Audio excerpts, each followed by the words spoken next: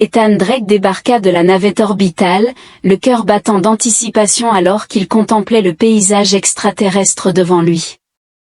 C'était IS-9, un monde si éloigné de la Terre que seuls les voyageurs les plus intrépides entreprenaient le voyage. Il était arrivé au modeste port spatial de Marita Spire, une ville nommée d'après les tours d'obsidienne qui jaillissaient de la croûte de la planète comme des doigts sombres tendant vers le ciel cramoisi. L'atmosphère était saturée de fragrances exotiques, d'épices piquantes et du léger goût métallique qui persistait à la surface après les fréquentes tempêtes de poussière, caractéristiques de tous les nouveaux arrivants.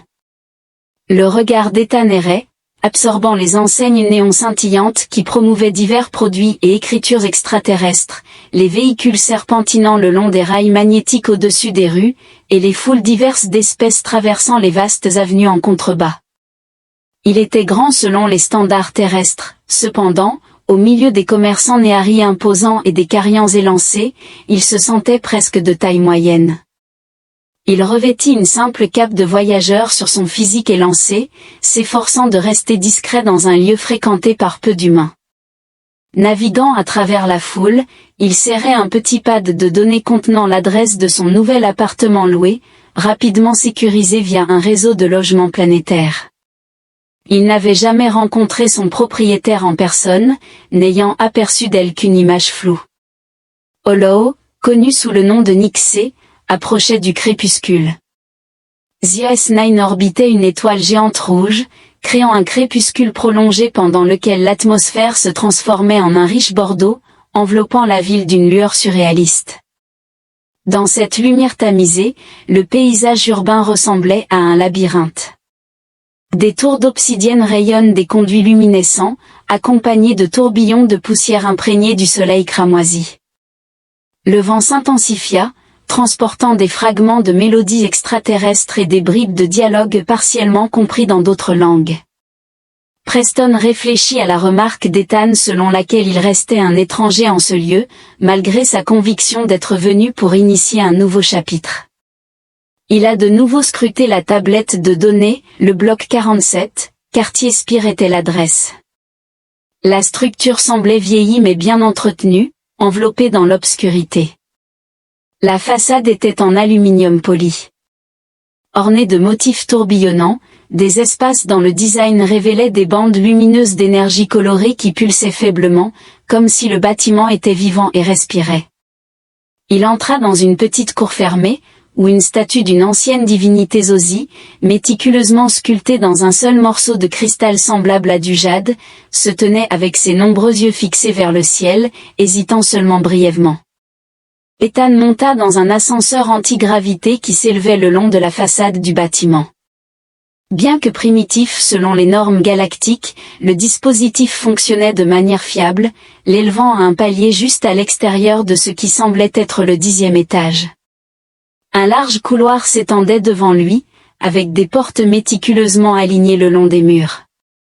Enfin, il localisa le bon numéro d'unité, 4037A, et appuya sur la sonnette. Un léger bourdonnement émana de l'autre côté, bientôt accompagné de pas étouffés. La porte glissa pour révéler Nixa, qui n'était pas tout à fait comme Ethan se souvenait d'elle sur le petit écran creux scintillant. Elle l'intriguait, sa peau, lisse et de couleur émeraude, reflétait la faible luminosité des lumières au plafond, et elle avait de grands yeux expressifs. Des cheveux bleu nuit coiffés en un arrangement en torsade tombant sur une épaule, avec des ondulations exquises le long de son cou qui scintillait doucement. Elle portait une robe ample et fluide en tissu irisé qui scintillait au moindre mouvement, accentuant les contours de sa silhouette. Elle regarda Ethan avec un mélange de curiosité et de chaleur. « Bienvenue, dit-elle, sa voix mélodieuse et apaisante, en lui faisant signe d'entrer. Vous devez être Ethan Drake. J'espère que votre voyage n'a pas été trop difficile. » Il entra dans la pièce, soudainement conscient de son ampleur, mais elle était peuplée de meubles étranges. De basses plateformes rembourrées remplaçaient les sièges, accompagnées d'une table ovale en pierre violette tourbillonnante et d'une série de lampes flottantes qui orbitaient lentement la pièce, d'autres artefacts étranges couvraient les murs. Certains illustrant des cartes stellaires de galaxies inconnues et d'autres mettant en valeur des paysages de cristal parmi les forêts. Ethan inclina la tête, incertain de l'étiquette locale. En effet, je suis Ethan, et vous devez être Nixé. Merci de vous être réunis avec moi. Je suis sûr que notre arrangement précédent reste satisfaisant. Notre communication a été plutôt brève. Nixé sourit, dévoilant ses dents blanches immaculées, qui contrastaient fortement avec ses lèvres émeraudes. Bien sûr, vous constaterez que je ne suis pas une propriétaire déraisonnable, monsieur Drake. Veuillez poser vos affaires, l'espace est à vous aussi longtemps que nécessaire, ou du moins jusqu'à ce que vous puissiez remplir vos obligations de loyer. Elle a ri doucement à sa petite plaisanterie, ce qui a fait sourire Ethan également, son sens de l'humour résonnait avec le sien. Il posa son sac de voyage dans le coin et prit un moment pour observer les environs. L'espace de vie était plus que suffisant, bien que le plafond fût plus haut qu'il n'y était habitué, probablement conçu pour accueillir des espèces plus grandes. Les murs étaient peints d'un délicat lavande, et le sol présentait une mosaïque incroyable de carreaux incrustés de cristaux scintillants. Une large fenêtre s'étendait sur un mur, offrant une vue panoramique des flèches de la ville et des cieux rouges tourbillonnant alors que Nix s'approchait d'un petit coin cuisine. Le regard d'Ethan fut brièvement captivé par le mouvement délicat de sa silhouette, malgré leurs espèces différentes, il ne pouvait s'empêcher de percevoir une certaine élégance dans ses mouvements. Son teint émeraude mettait en valeur chaque courbe, tandis que les subtiles crêtes sur ses tempes et le long des contours de ses joues lui conféraient une allure à la fois exotique et royale. Il se rassurait intérieurement en se disant que c'était un arrangement professionnel, il ne faisait que louer un espace dans sa résidence. Elle désigna un récipient rond et transparent contenant un liquide ambré, qui mijotait doucement, avec de la vapeur s'élevant en volutes qui dégageait un arôme à la fois inconnu et séduisant. « Vous devez être épuisé, remarqua-t-elle. Monsieur Drake, puis-je vous présenter du Jara? C'est une infusion traditionnelle de zosie servie chaude, réputée pour ses propriétés thérapeutiques. » Ethan hocha la tête en signe d'appréciation et demanda à être simplement appelé Ethan. Ethan, elle remplit 2 délicates tasses en une substance opalescente translucide et lui en présenta une avec un geste élégant, en sirotant la sienne tout en maintenant un contact visuel inébranlable.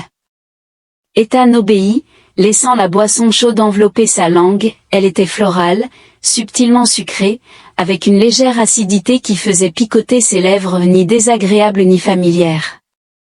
Elle demanda, « Comment trouves-tu son monde jusqu'à présent ?» Son ton était propice au dialogue. Il cherchait les mots appropriés, c'est à couper le souffle, quelque peu écrasant, mais je perçois une abondance de beauté et d'intrigue. Nixé hocha la tête, posant délicatement sa tasse. C'est une caractérisation précise de Zios 9, nous possédons la beauté, mais nous cachons aussi des dangers. Les tempêtes peuvent être assez sévères, et le ventre de la ville regorge d'opportunistes. Cependant, si vous restez vigilant, vous découvrirez les récompenses de vivre ici. Puis-je vous demander ce qui vous amène ici? Ethan fit une pause, inhalant profondément, un nouveau départ, je suppose, avait rencontré quelques obstacles sur Terre. Il était temps de changer, et j'avais entendu dire que Z9 était hospitalière envers les étrangers cherchant à se réinventer, ce n'était pas faux. Elle parlait d'un ton mesuré, indiquant que beaucoup de la galaxie traverse ses flèches à la recherche de fortune. Secret de liberté-rédemption, vous pourriez découvrir ce que vous désirez. Ethan, une tranquillité agréable les enveloppait, le bruit ambiant de la ville imprégnant le système de sonorisation. Nixar jeta un coup d'œil à un petit chronomètre encastré dans le mur. Il se fait tard, remarqua-t-elle, son sourire devenant quelque peu gêné. Il serait impoli de ma part de prolonger notre conversation avec des bavardages inutiles. Vos quartiers de sommeil se trouvent juste derrière cette porte. J'ai fait fabriquer le lit sur mesure pour mieux s'adapter aux proportions humaines, mais veuillez m'informer si vous avez besoin de modifications. Ethan posa sa tasse et hocha poliment la tête, exprimant encore une fois sa gratitude, cette générosité dépassait mes attentes. La dernière propriété que j'ai louée sans la visiter était une cabine exiguë sur un cargo spatial, celle-ci semble presque opulente en comparaison. Son rire résonna doucement. J'espère sincèrement que vous le trouvez agréable, veuillez me faire savoir si vous avez besoin de quoi que ce soit. Je réside à l'étage supérieur, et nous partageons certaines commodités, comme les installations de lavage et la cour publique. Veuillez appeler si vous avez besoin d'aide. Elle s'en alla avec une révérence gracieuse, et la porte se ferma derrière elle. Ethan expira profondément, alors que la fatigue le submergeait enfin. Ramassant son sac de sport, il entra dans sa nouvelle chambre, où le lit était de taille considérable, orné d'une seule couette en peluche qui scintillait comme les ailes d'un insecte irisé. S'effondrant dessus, il fixa les motifs tourbillonnants du plafond, son esprit s'emballant avec des pensées sur ce que le lendemain apporterait. Au milieu de la nuit, il se réveilla avec une sensation étrange, comme si tout le bâtiment vibrait, la ville semblait ne jamais vraiment s'endormir. Il entendait des véhicules passer au-dessus, le sifflement des articulations mécaniques, et les éclats occasionnels d'une musique inconnue. Finalement, les rythmes réguliers l'endormirent à nouveau, rempli de rêves de voyage sous les étoiles et d'yeux émeraudes l'observant depuis l'ombre. Quand le matin, si un tel concept existait sur une planète avec une étoile géante rouge, arriva, Ethan fut accueilli par une lumière douce et tamisée. Se tirant du lit, il regarda par la fenêtre les flèches de la ville scintillant sous la lueur bordeaux de la poussière. Moss tourbillonnait dans la brise fraîche, s'étirant alors que ses muscles protestaient des efforts de la veille. Il passa l'heure suivante à déballer et à tenter de comprendre les appareils inconnus de l'appartement.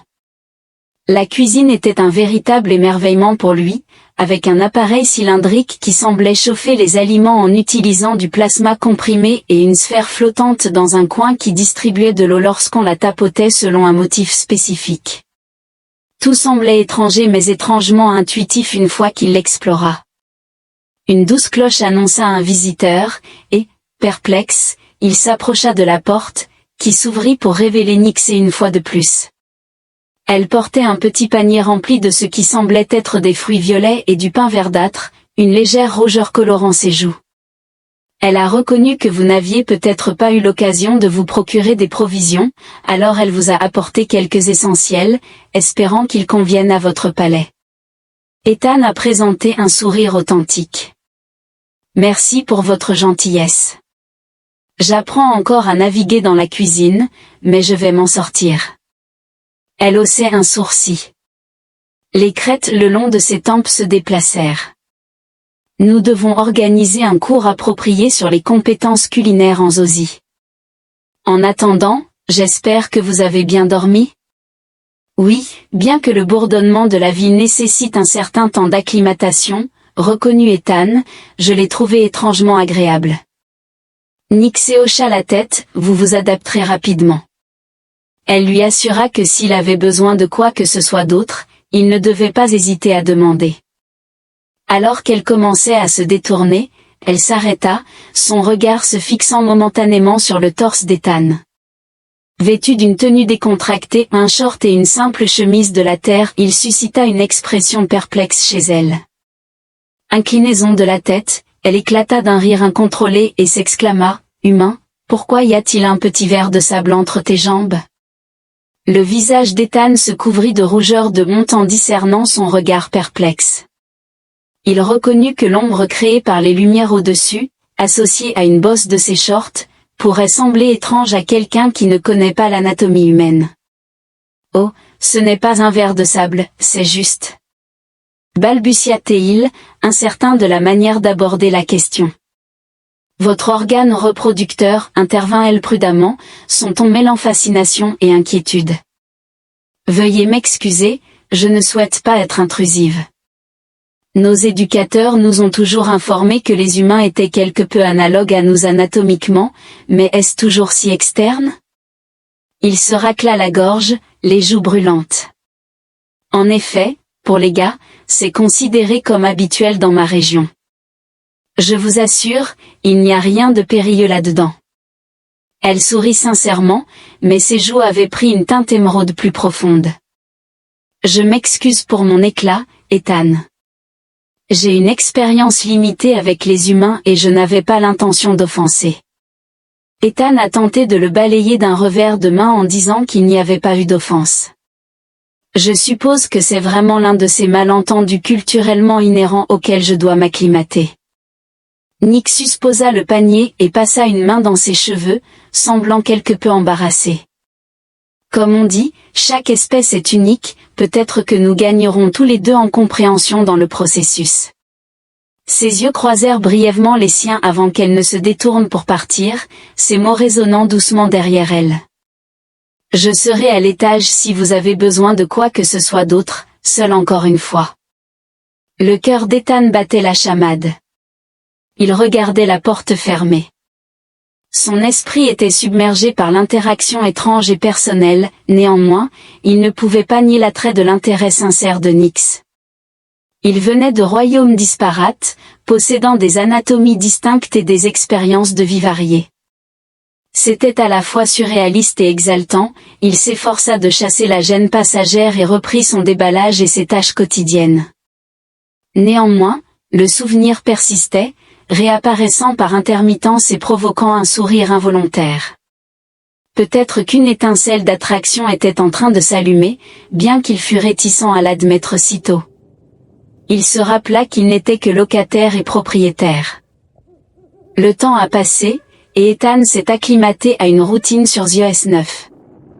Il a obtenu un emploi temporaire en tant que traducteur pour un consortium commercial, utilisant sa maîtrise de diverses langues galactiques.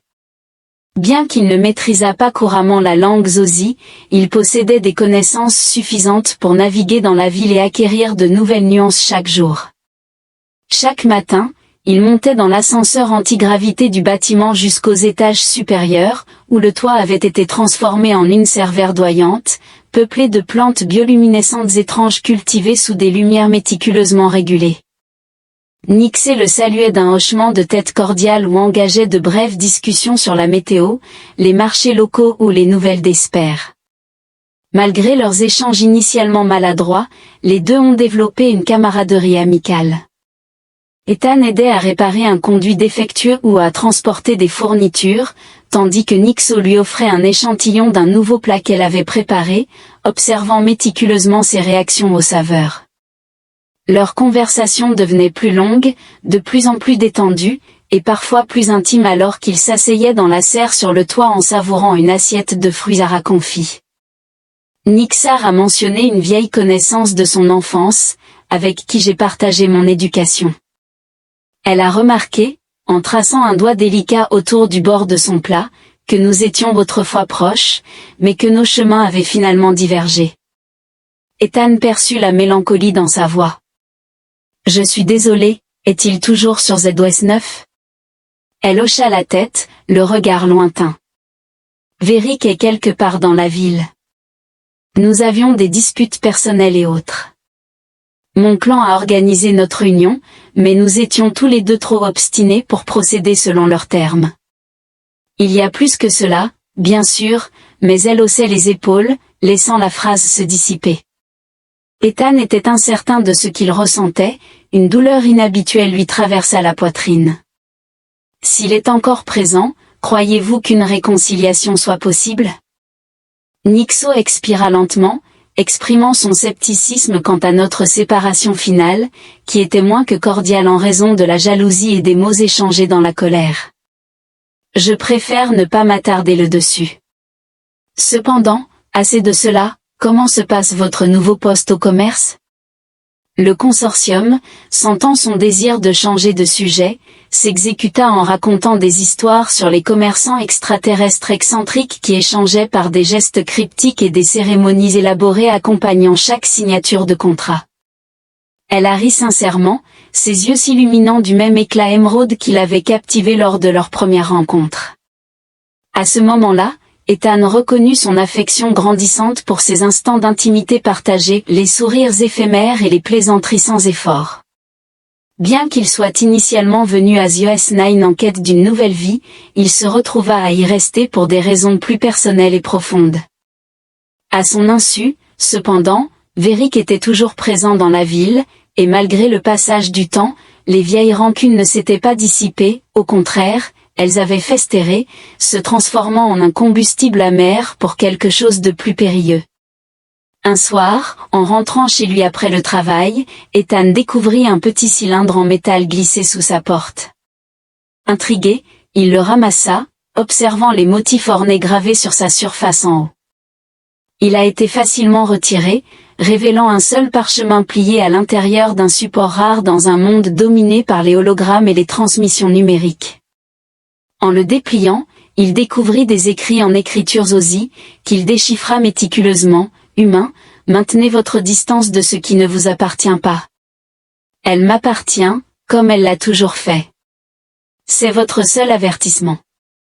Ethan sentit les cheveux de la nuque se dresser en réponse à une menace directe, et bien que l'auteur n'ait pas apposé de signature, il n'avait guère de doute que cela provenait de Véric, les phrases étaient emphatiques. Les Stroke, agités, replièrent le parchemin et le remirent dans le cylindre, résolus à en discuter avec Nyxo.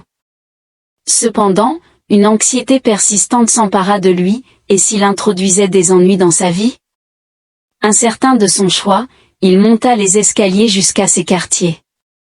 La porte s'ouvrit à son coup de poing, révélant Nyxo vêtue d'une longue robe fluide. Elle a dû sentir son inquiétude, car son expression s'est rapidement transformée en une de préoccupation. « Ethan, qu'est-ce que c'est ?» Il lui tendit silencieusement le cylindre. En lisant la note, son expression se renfrogna. « Véric, déclara-t-elle succinctement, ses paroles sont sans équivoque. » Ethan observa un tumulte d'émotions traverser son visage. Colère, indignation et peur. « Je m'excuse, il a réussi. Je n'avais jamais prévu cela. » Elle l'arrêta d'un geste de la main. « Tu n'as rien fait de mal, son conflit est avec moi, bien que je constate qu'il a choisi de te cibler aussi. » Elle froissa le parchemin dans sa main, tremblant légèrement. Ethan ressentit une montée d'instinct protecteur. « Que devons-nous faire ?» Nyxar ferma brièvement les yeux, se stabilisant. « Nous avons consulté les autorités locales, mais Véric est astucieux, il possède des connexions dans les bas-fonds de Marita. Il serait prudent pour nous de rester vigilants. » Il tendit la main, posant une main sur son épaule dans un geste qui lui sembla étrangement naturel. Elle leva les yeux, et pendant un instant, le poids de la peur sembla se dissiper de son regard. « Je ne te laisserai pas lui faire du mal, » dit Ethan doucement, en pensant chaque mot. « Nous sommes dans le même bateau maintenant. » Elle hocha la tête, posant une main douce sur la sienne. « Merci. » Au cours des semaines suivantes, la tension ne fit que s'intensifier. Ethan faisait preuve de vigilance concernant son environnement chaque fois qu'il sortait de l'appartement, optant pour d'autres itinéraires. Chez elle, portant un petit pistolet à plasma pour se protéger, Nyx se sentait anxieuse, bien qu'elle tentât de le cacher sous son habituelle grâce. Leur intimité naissante offrait un certain réconfort contre les ombres menaçantes, chaque moment volé de rire ou de repas partagés servait de répit face à l'anxiété qui les rongeait. Le temps avançait, accompagné du rythme implacable de la ville. Des flèches torsadées, des chemins lumineux et le bourdonnement incessant de l'existence extraterrestre constituaient un décor perpétuel, mais, en coulisses, des vérifications indiquaient un incident sur le lieu de travail d'Ethan, lorsque des fichiers furent inexplicablement corrompus et que l'équipement tomba en panne, transmettant un message distinct qu'il n'était pas impliqué. Hors de l'emprise de Vic, le coup ultime se produisit tard dans la nuit lorsque la serre de Nyx fut endommagée, des plantes exquises furent déracinées, et des pétales délicats furent éparpillés sur le sol. Ethan la découvrit à genoux au milieu des décombres. Flora, sur le point de pleurer, le regarda avec angoisse sur son visage, « Il comprend l'importance de cela pour moi. » Elle murmura, « Pourquoi ne peut-il pas abandonner ?» Ethan s'est agenouillé à côté d'elle, en enroulant un bras rassurant autour de ses épaules, tandis qu'il cherche à infliger de l'angoisse, tentant de créer une rupture entre nous ou de m'intimider pour que je parte. Ses yeux rencontrèrent les siens, radieux et intenses malgré son chagrin. Je ne lui accorderai pas cette satisfaction, et vous ne devriez pas non plus. Le moment flottait entre eux, chargés d'émotions, comme attirés par une force invisible, ils se penchèrent plus près, leurs lèvres. Un baiser timide et prudent était léger, bref, mais électrisant, les unissant dans une fragilité et une défiance partagée. Ethan se retira, son regard cherchant le sien, tandis qu'elle plaçait un doigt sur ses lèvres. Sa voix à peine audible, le propriétaire et le locataire reconnurent que leurs circonstances avaient transcendé leur rôle. À ce moment-là, ils comprirent que leur destin était interconnecté. La menace posée par Verick planait de manière menaçante, mais au milieu de cette obscurité, ils découvrirent une lueur d'espoir imprévue, quelque chose qui valait leur lutte. Un nouveau jour insuffla une détermination renouvelée. Ethan se lança dans une mission pour confronter Verick ou, à tout le moins, déterminer sa localisation. À travers des enquêtes discrètes dans les quartiers les moins recommandables de la ville, il découvrit que Verick visitait souvent un établissement délabré connu sous le nom de Voile du Crépuscule, où il s'adonnait prétendument à des transactions illicites dans les arrière-salles, traitant de technologies de contrebande et faisant pression sur les commerçants locaux. Son cœur battait la chamade. Ethan se dirigea vers l'endroit. Un soir, les rues illuminées par des enseignes au néon irradiaient de violet et d'or. À l'intérieur du club, une brume de fumée et de lumière clignotante enveloppait des clients extraterrestres se balançant au rythme d'une mélodie dissonante. L'air était chargé de narcotiques épicés, et les murs pulsaient d'un design organique. Après une négociation tendue avec un videur, une créature massive aux membres multiples dominant Ethan, l'humain fut autorisé à entrer dans un couloir sombre menant à des chambres privées. Là, il rencontra Verick, flanqué de 2 sbires écailleux, sirotant une concoction bleue électrique dans une coupe en cristal. L'extraterrestre regardait Ethan avec des yeux ambre froids. Il était grand, avec une peau argentée pâle et une série de crêtes acérées le long de ses pommettes, vêtu de robes sombres ornées de symboles d'un ancien clan Zozi. Il dégageait une aura de danger, et un léger rictus tordait ses lèvres alors qu'il observait l'humain. Eh bien, siffla Verick, sa voix basse et presque serpentine. La téméraire humaine ose s'approcher de moi. T'a-t-elle envoyé pour quémander la miséricorde? Ethan se tenait résolument, inflexible face à l'intimidation. Je suis ici seul, si vous souhaitez me menacer, qu'il en soit ainsi, mais épargnez Nyx. Si votre conflit est avec elle, abordez-le de manière mature, pas comme un lâche qui se cache dans l'ombre. Un des sbires de Var grogna, dévoilant des dents acérées. Verick leva une main pour l'arrêter, puis se pencha en avant avec un sourire menaçant. Tu parles de lâcheté, humain, pourtant tu ne comprends rien à nos coutumes. Nyx m'a été donnée par l'accord de notre clan, elle m'a trahi et humilié. Crois-tu que je vais lui permettre de vivre paisiblement pendant que je suis ignoré? Non, j'ai des projets plus ambitieux. Ethan serra les poings, aucun arrangement ou coutume ne légitime les menaces et les dommages. Si elle ne désire pas être avec vous, c'est la conclusion de l'affaire. Le rire de Verick était à la fois doux et menaçant, les gens sont extrêmement crédules. Crois-tu que son existence dans ma vie n'est qu'une notion romantique fantaisiste? Nos familles exerçaient autrefois le pouvoir, une union entre nous pourrait le restaurer. Son refus est une atteinte à la fierté de mon clan, et maintenant toi, un simple étranger, as l'audace de me barrer la route. Ethan resta ferme, malgré l'horreur qui tourbillonnait dans son estomac. Reste loin d'elle, déclara-t-il, sa voix inébranlable, ou je te promets. Tu le regretteras. Verick le regarda avec un amusement sans humour. Comment ferais-tu respecter une telle promesse? Es-tu tellement captivé par son charme que tu mettrais ta vie en danger pour t'opposer à moi? Ethan déglutit, mais sa détermination demeura inébranlable. Un sourire prédateur se dessina sur le visage de Verick. Qu'il en soit ainsi, déclara-t-il en désignant une petite table où reposait une lame ornée.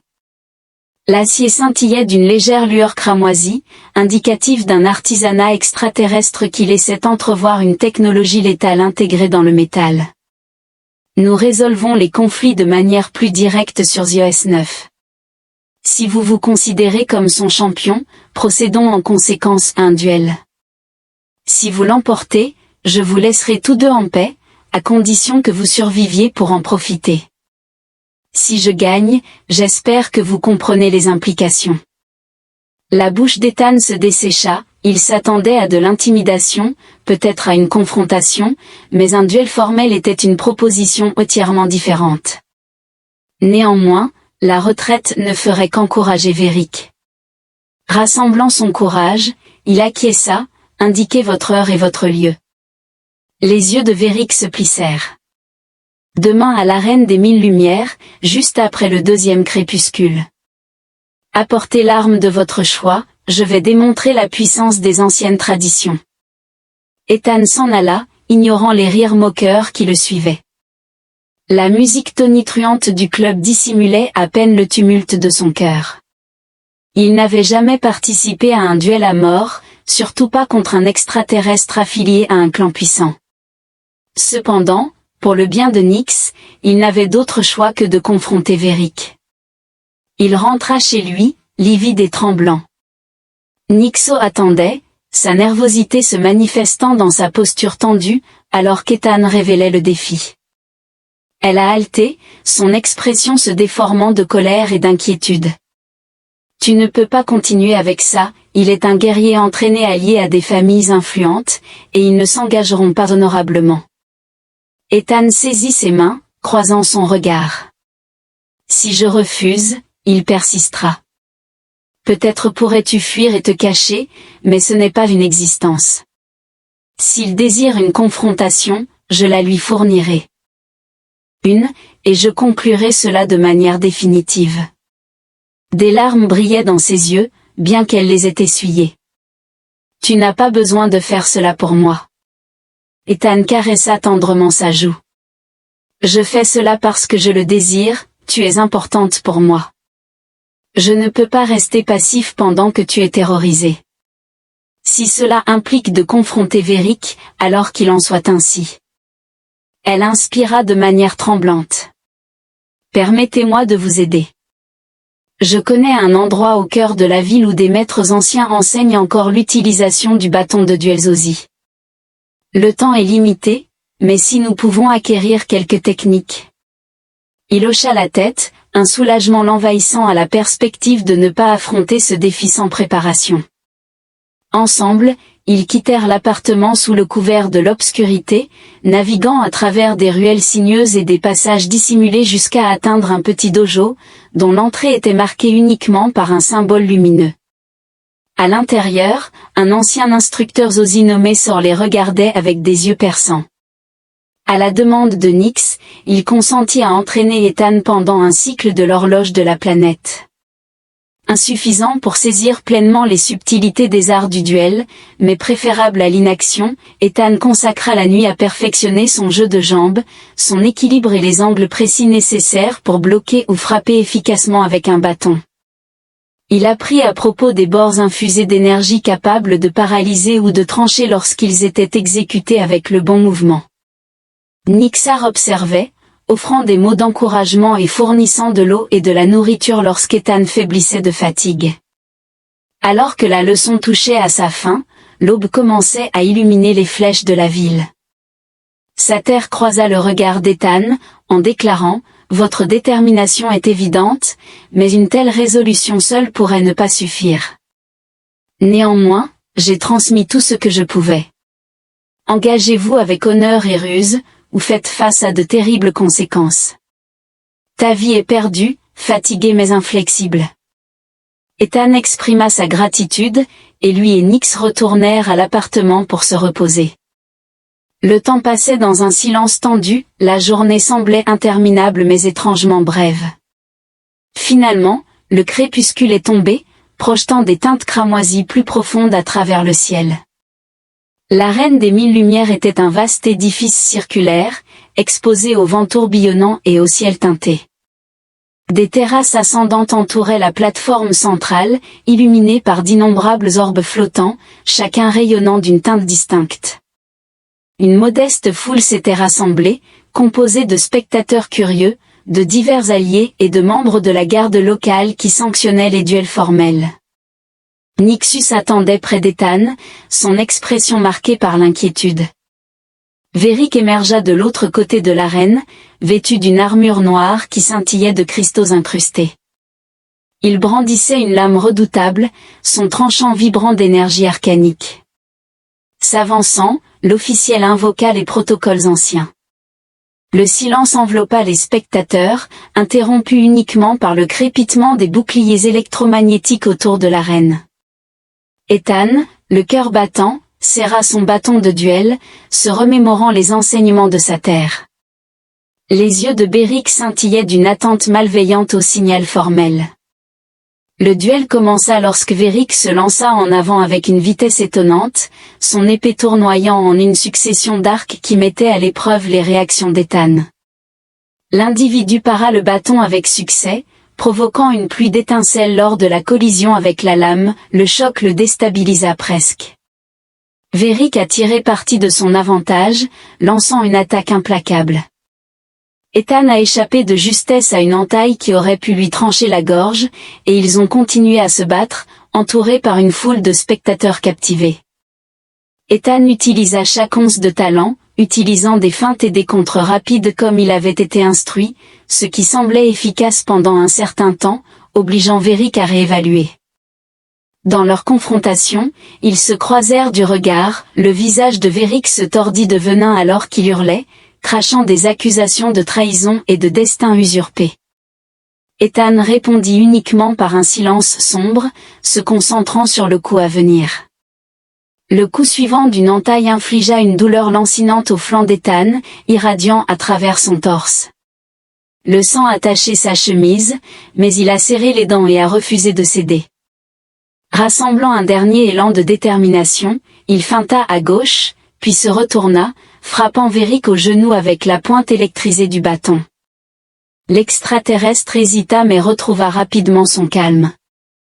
Le public retint son souffle alors qu'un faisceau d'énergie émanait de la lame de Véric, brûlant le sol près des pieds d'Ethan.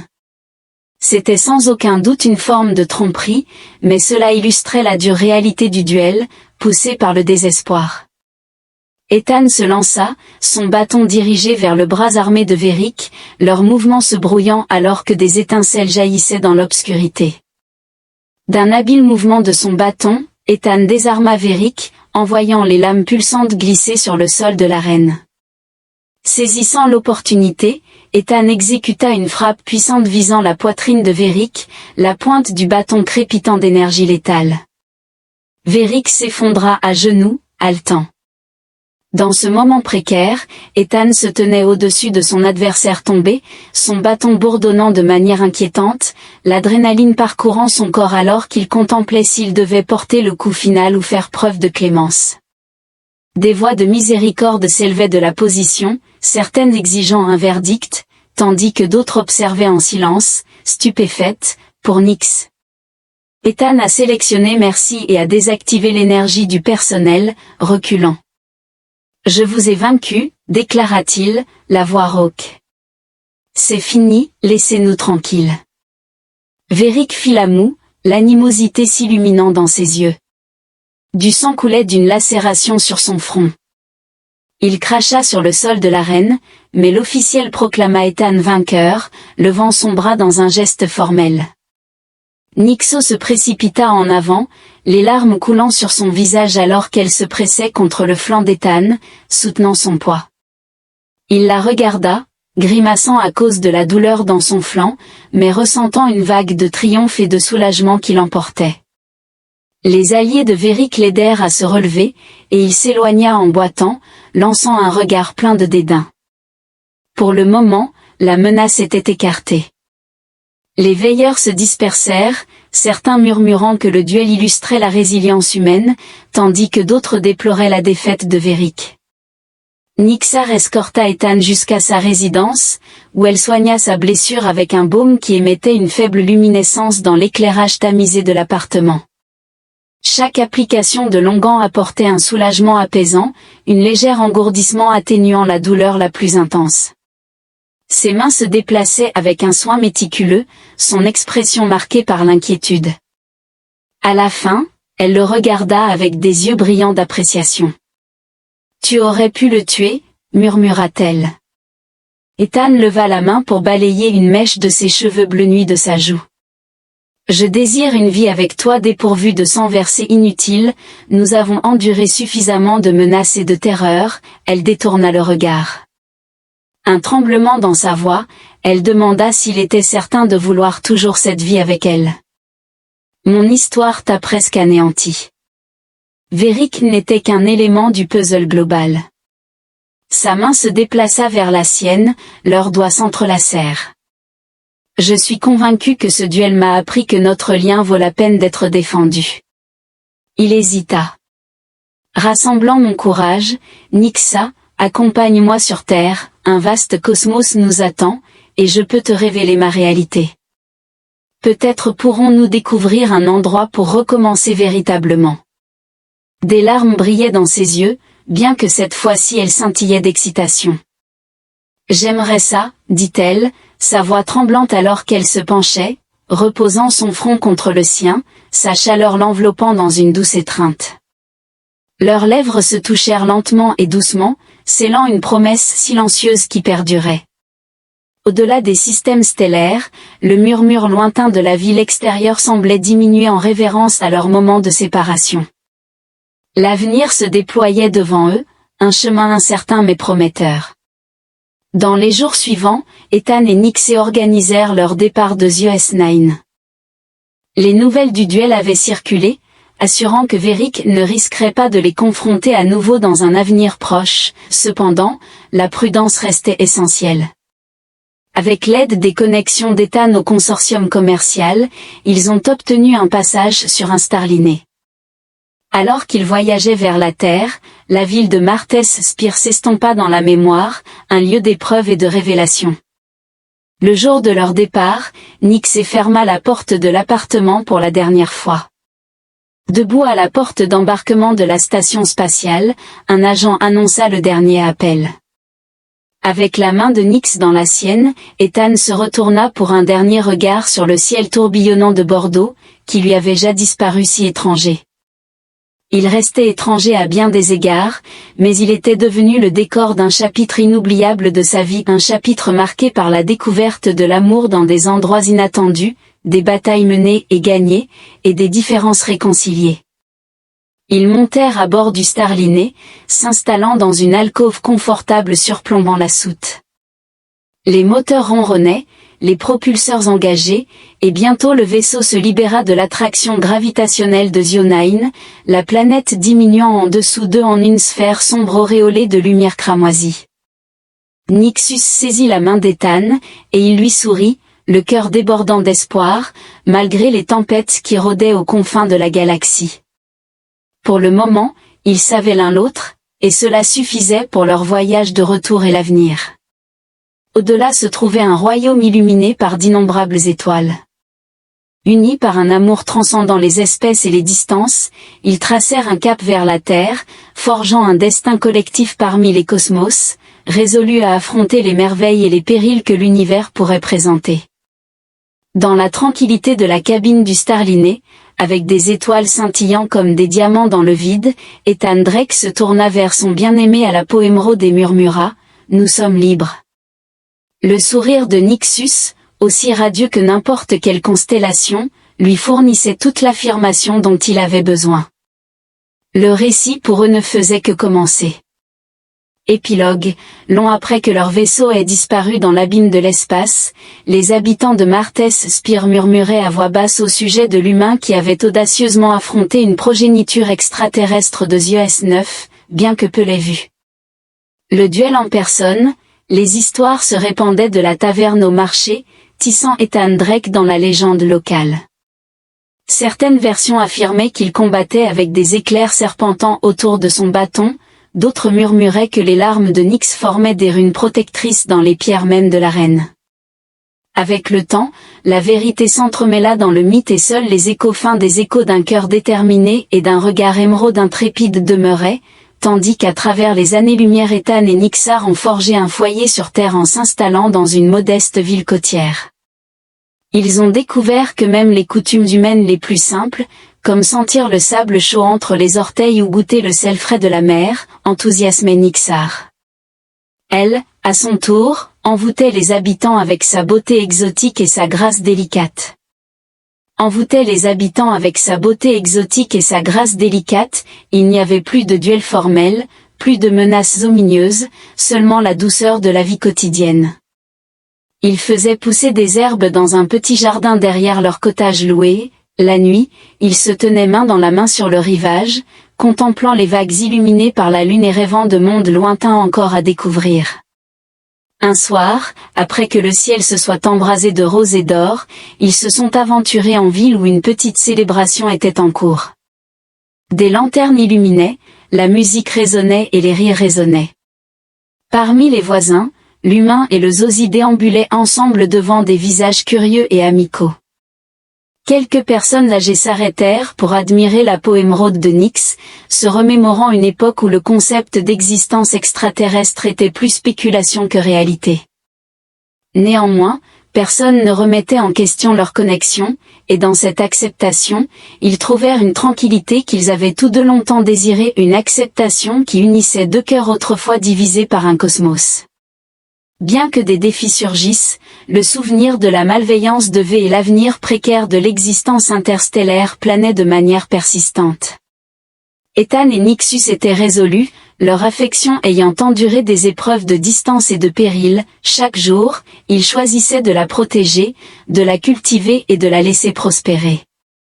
Leurs mains entrelacées, ils avançaient dans la sérénité des moments ordinaires. Les cœurs réchauffés par l'assurance que, quelle que soit la couleur du ciel, ils l'affronteraient unis. Dans le calme de minuit, sous la voûte céleste, ils se remémoraient souvent la question qui les avait initialement unis, pourquoi y a-t-il un petit verre de sable entre tes jambes? Ils partageaient un rire complice, se remémorant le jour où la curiosité avait allumé un amour qui transcendait toute flèche, planète ou étoile.